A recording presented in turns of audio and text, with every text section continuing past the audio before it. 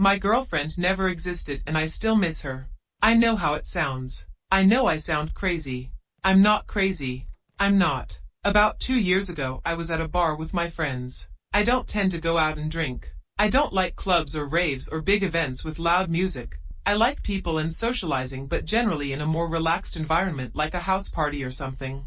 However, I was convinced to go out by one of my close friend Andrew. He was cheated on by his girlfriend about a week prior, and he lived by the philosophy of, to get over someone you must get under someone new. I never understood that mentality, but since he was there for my last breakup I thought I'd be there for his. I spent most the night sipping on cheap whiskey I overpaid for in the back, watching my friend talk to this girl he's been trying to impress with his dance moves that seem to imitate the dance of a bird looking for a mate. Strangely enough, it seemed to be working. I wasn't really looking to find a girl myself. After my last relationship ended, I kinda swore of dating. Not really because it ended poorly. We are still friends vaguely. Just too much to deal with emotionally at this point in my life. I felt like I needed to be by myself for a while longer to figure out who I am and what I truly want. Until that night when what I truly wanted accidentally bumped into me, spilling her drink all over me. I looked up and I saw her. She was panicking and apologizing about spilling her gin and tonic all over me, but I was just trying to catch my breath after she stole it with her eyes. I mean, this girl was gorgeous. Not supermodel statues or anything, but just something about her. She felt like the girl next door you'd have a crush on in elementary school when you first started to discover that girls don't have cooties, and if they did it was worth getting. I remember this night vividly like it happened yesterday. It was all so surreal.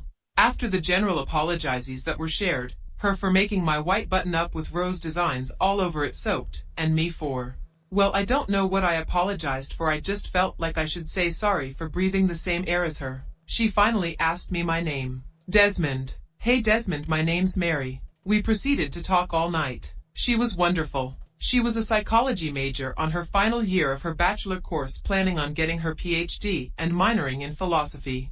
She loved hiking, dogs, smoking weed, kids' cartoons. Her favorite thing to do, she said, was taking walks at night. She said it was just the perfect time to do so. Everyone's asleep, so it feels like the world is yours and just yours. She was funny in a witty pun way. We talked so long my friend's dance moves finally got the girl he's been talking to all night. He came up to tell me he was leaving and he's give me a ride home if I wanted, but I told him no thanks, I'll just walk home, I'm enjoying my time. Mary and I went on a walk that night until the sun came up.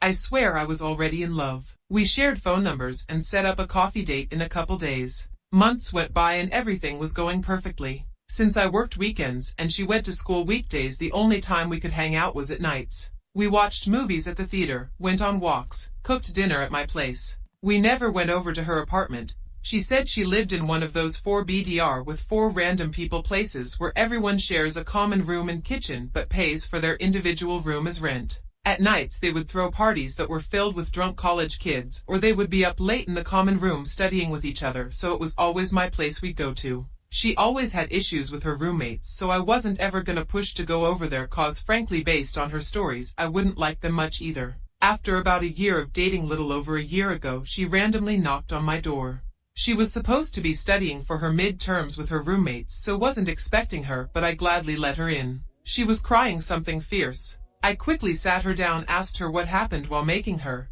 favorite caramel tea we get at a local tea shop. She explained to me that her and her roommates got into a massive fight and she had to get out of there. She talked about she hated living with them, but she couldn't afford to move out. I, without skipping a beat, asked her to move with me. My lease was ending and I was already looking at this 2-bedroom outside of town that isn't too far away from her college and my work. We talked about it all night until she finally agreed with me that she would. Her biggest fear was she didn't have much money to help with the lease, which wasn't an issue to me seeing as I was planning on moving there with or without her. After she moved in, the first 3 months was amazing. Everything went smoothly. She was happy, I was happy. We were learning to live with each other and grow with each other.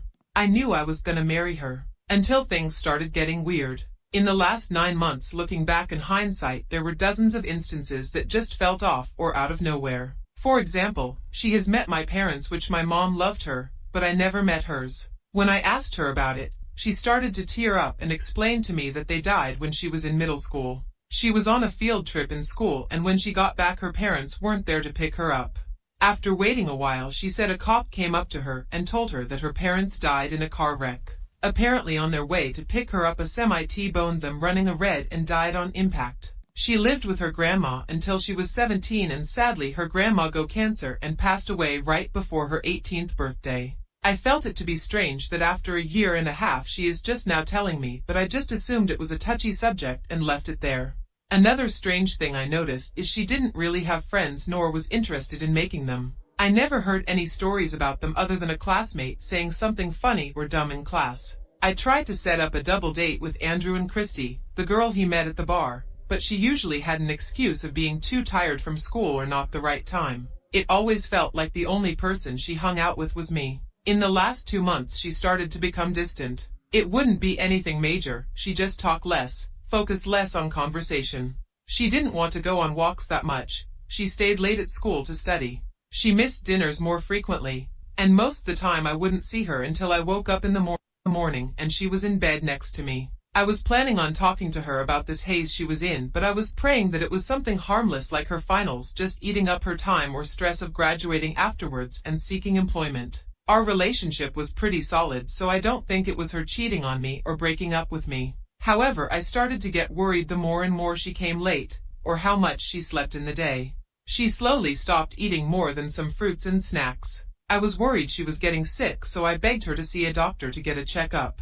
After a couple weeks of her saying she was fine but clearly wasn't, she gave in and told me to make an appointment. That appointment was set for last week, August 1st. It was set for 9:30 a.m., which doesn't seem early, but for two night owls it was a rough wake up. I got up to the alarm and went to roll over to wake her up, and she wasn't there. I figured she just didn't sleep well and woke up early, so I got up, got dressed and headed into the living room. No sign of her. I started to call out her name to be met with the silence of an empty apartment. I walked outside to see if she was out there or took our car somewhere, and our car was still there. I started to freak a little. I went to call her, but when I went to my phone her name wasn't in my contacts. It confused me because how could I accidentally delete a contact? I quickly dialed her number manually, only to be met with "This line has been disconnected or out of service." I started to tear up. At this point I assumed she ran away or something. It was the only logical excuse I had, but why go through the effort of deleting my contact in my phone just to disconnect hers? Why would she just leave? Nothing in our relationship was going badly, and I thought after all we've been through together I at the very minimum deserved a note or a conversation. Hell, an email. Just something. My brain went full force, so I called Andrew. He picked up, still hungover from the night before. I could tell because he still was slightly slurring his speech. "What's up, bro? Why you calling so early? You know I was at a party last night." Bro, she left, disconnected her phone, deleted her contact in my phone. She left, man, she just left. Who left? Mary. Who else? Calm down, man. First off, who's Mary? Are you fucking with me right now? This is not the time to mess with me. Dead ass dude, I don't know who Mary is. I'm not messing with you. My heart sank on that sentence. I was so confused, my mind racing a million miles a second, and none of it was making sense. What do you mean you don't know Mary? She's my girlfriend, the one I live with, the girl at the bar. We've been dating for 2 years. Dude, you haven't dated anyone since Jessica? Are you okay? Did you take any drugs last night? Do I need to go over there? I just hung up the phone. I just couldn't in that moment. I needed to go look for her. The first place that came to mind was the college. I sped over there as fast as I could and ran into the lobby of the main building. "Hi, can I help you with anything?" Yeah, I said in the calmest demeanor I could muster.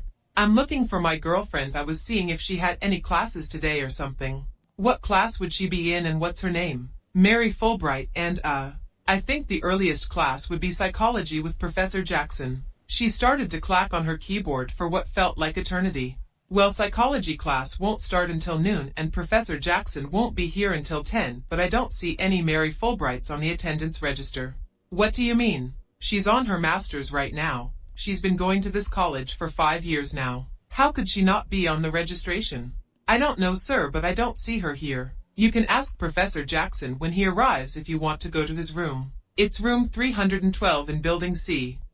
I sprinted out there and found the building and the room. I sat there trying to slow my shaking down. I could barely breathe. A mixture of fear and confusion was raging through my body to the point where it was the only thing I could notice. I barely caught Prof. Jackson as he walked by me. I rushed to him. Hey, I'm so sorry to bother you. The receptionist lady told me you'd be here soon. I was asking about my girlfriend, wondering if you'd know anyone she takes your first class. Mary Fulbright? Who? He responds, caught off guard and confused. Mary, she is getting her master's. You've been her teacher for 2 years? I'm sorry, I don't know a Mary. Do you have a picture of her? I grabbed my phone and opened gallery. I started looking through the images and all of her pictures were gone. Any selfie she sent that I screenshotted just wasn't there. Then I noticed something strange. We went to a national park last weekend. I requested the day off. We had a stranger take a picture of us in front of a statue at the hub, her idea. I have that picture, but she wasn't in it. I was just standing there smiling by myself. I almost dropped my phone. At this point I was breaking. I looked up at the professor and apologized and excused myself before I was about to fall apart. I sprinted outside, my breath out of control. Nothing felt real. I scrolled through my entire phone and nothing. Any pictures we were in together, it was just me. Some I was even doing a weird hand placement like I was relaxing my arm on an invisible person. Nothing of just her. I called my mom in a panic, just trying to get something to ground me. She's met her dozens of times, she has to know. It rang, and rang, and rang. And finally, hey sweetie, what's up? You okay? Hey mom, do you know Mary Fulbright? No, am I supposed to? Oh, okay, thanks anyways, I'll talk to you later. Love you. I quickly hung up the phone. I spent the last week looking for any evidence of her existing. It felt like my mind was fractured and nothing was real. Maybe Andrew was made up. Maybe my job was made up. Maybe this is a like Shutter Island and I'm in a mental hospital. I felt like I should be in one. Hell, I was about to check myself in if it wasn't for me going back home and looking at a picture. All the pictures of her weren't there anymore, like they never were there in the first place. Arlise only had my signature. All her schoolwork and clothes aren't on the desk or closet anymore. I was defeated until I looked at my desk after sitting on the couch shell-shocked like I'd just lived through D-Day. Trying to figure out why my memory of her was so vivid, so detailed, until I saw a picture. She wasn't in it, but it was a picture of me on the couch. She loved that picture of me. The thing was, she was the one who took it. If she didn't take it, who did? It was the only evidence I had to show that she was real, that I wasn't crazy. I've been researching ever since. People's disappearances, people's stories, seeing if there's anyone with something like mine. That's why I'm writing this post. I found a couple of stories online, no connection to Mary, but the people were saying the same thing. Their significant other disappearing out of the blue.